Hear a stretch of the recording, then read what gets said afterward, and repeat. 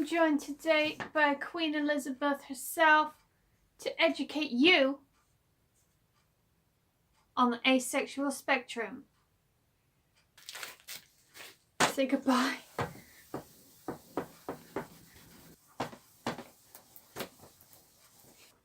think that's as good as we're going to get.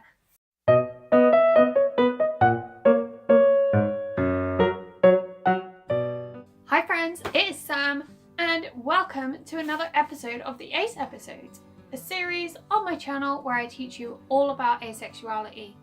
Today, I thought I'd give a little visual education on the asexuality spectrum and make understanding the spectrum a little bit easier, because I know that people I've told have found it difficult to understand. So we're gonna break down the spectrum today. Let's go. I wore these because I'm like obsessed, and don't you think they make me look smarter? But we got a lot of glare going on today, so I'm very sorry. What's that? Do I look like John Lennon? Yep. Okay. We're gonna get our red going.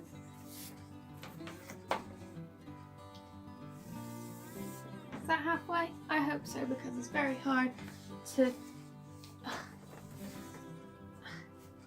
An easel would have eased this situation. Puns. Okay. Okay. Right. So the asexuality spectrum is pretty much broken into two orientations. So you've got your romantic orientation and your sexual orientation. Even if you're ace, you can still have a different sexual orientation or a specified one. There are several sexual orientations under the asexual umbrella. We will get to that. We're going to start with romantic orientation because it is the easiest to understand. Okay, so for now, think of sexual orientations. Think of the ones you know. So there's bisexual, homosexual, pansexual, polysexual, all of those. Just take the term sexual out, okay?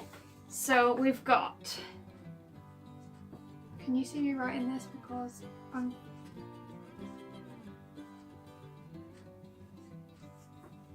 that writing. So say you're heterosexual.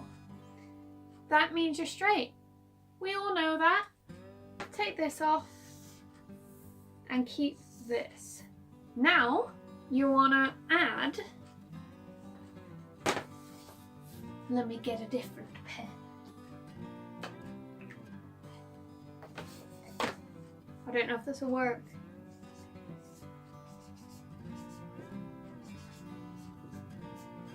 This word in where sexual would be. So you've got heteroromantic. I'm just going to write down the other romantic orientations so that my writing's not hideous throughout this whole video. So here we have the completed board.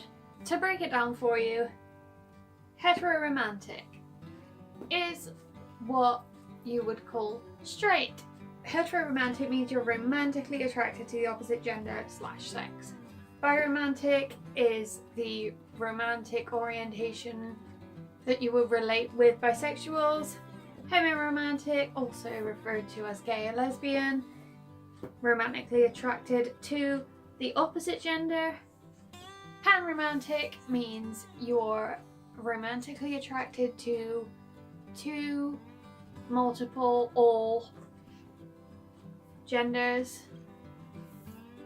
And aromantic is when you're romantically attracted to no one, which is what I identify as. So I'm aro ace, which means I'm aromantic, asexual, don't want sex, don't want a relationship. It's that simple. Romantic orientations are all about relationships. Sexual orientations are all about sex. So, as an asexual, you can still want a romantic relationship. You would just take sex off the table. basically. Sexual orientation is where it gets a bit fuzzy. Okay? So, can we see this? There it goes, boys!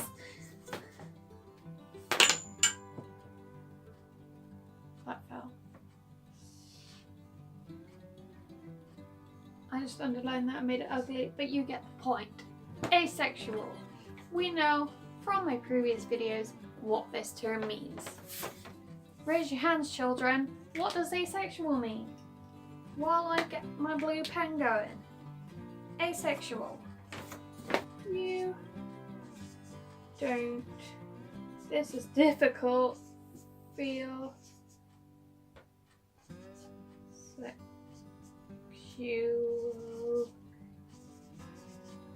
attraction.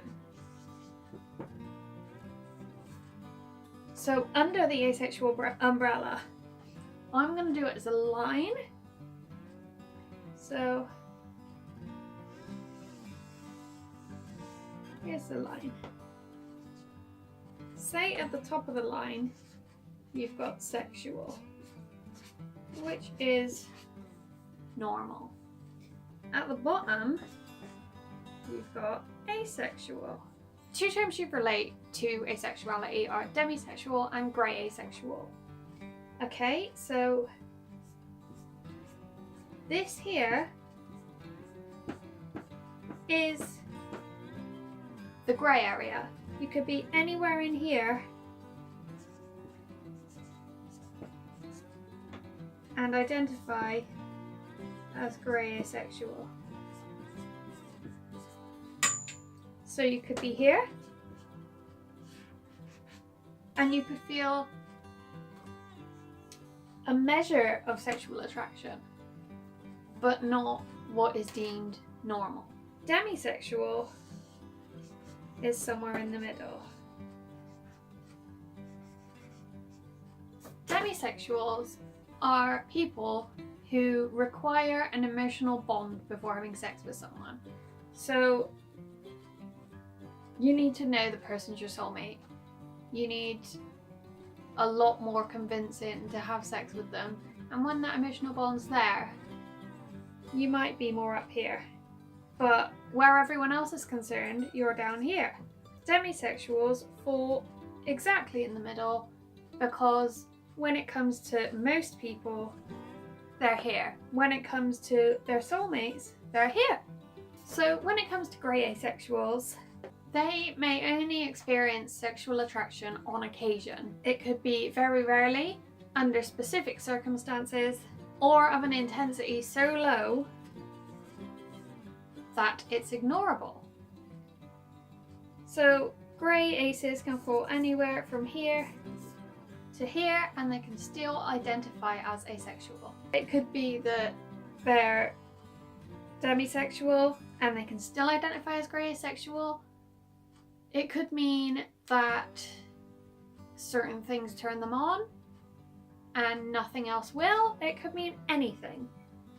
And there are, as well as demisexual, there are other sexualities that fall under the grey asexual umbrella. So you've got semisexual, which I presume would fall here. And that would just put you between demisexual and sexual, where maybe you'd need a small emotional bond before you get to this point. And then you've got asexual-ish, which goes about there. And then you've got sexual-ish, which goes about there. I assume here you'd kind of identify as sexual for the most part, but for a lot of the time you could be semi-sexual. You could have a certain lack of interest that would put you just under sexual. Same as with asexual-ish, you could be ace most of the time, but sometimes maybe once a month or once a year you just get this insane drive that brings you all the way up here. You know, But that is pretty much the spectrum, and it looks very confusing now that I've scribbled it everywhere, but since you've seen me write it all down, perhaps it makes a bit of sense. So, bringing these two together now, you can identify as any one of these and any one of these at the same time. Like I said before, I am a romantic asexual, so that would be my line. Don't want sex, don't want a relationship. Easy as that. Someone else could be homoromantic and asexual, meaning they want a romantic relationship where you kiss and hold hands and cuddle and act like a married couple, but they don't want sex. Simple. You can be asexual heteroromantic. That means you're heterosexual. You could be a biromantic demisexual. You find someone of the same or another gender, and once you've formed your emotional bond with them, you'll want sex with them. It could be that you only want sex sometimes, it could be that you want sex with them all the time. You know, that is the complexity of the asexual spectrum. But I hope I've simplified it a bit more for anyone who knows me and doesn't understand how my brain works. Basically,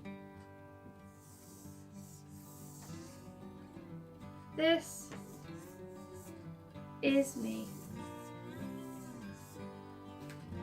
If you're in a red box, you're Sam. That could change. As I've mentioned before, both sexual and romantic attraction are fluid. You don't have to be arrow-waist forever if your brain suddenly tells you that you want to be in a relationship. You could suddenly say, hey, I'm pan-romantic and a bit demisexual, and that can be your label and no one can take it away from you. Maybe one day I'll be a pan-romantic demisexual, but as of right now, your girl is ROAs. That, by the way, is an abbreviation taken from the first 3 letters of aromantic and the first 3 letters of asexual. Aromantic, asexual. ROAs. Ta-da! If this video was helpful and you're asexual and you think that someone in your life needs educating on how your little brain works, feel free to share this video. I hope it was educational in a way. It was actually really fun to do. It's not going to be fun to rub off the board, but there you go. Thank you so much for watching this installment of the Ace episodes. If you enjoyed, please like, comment and subscribe. I will see you next time with another video. Cheerio!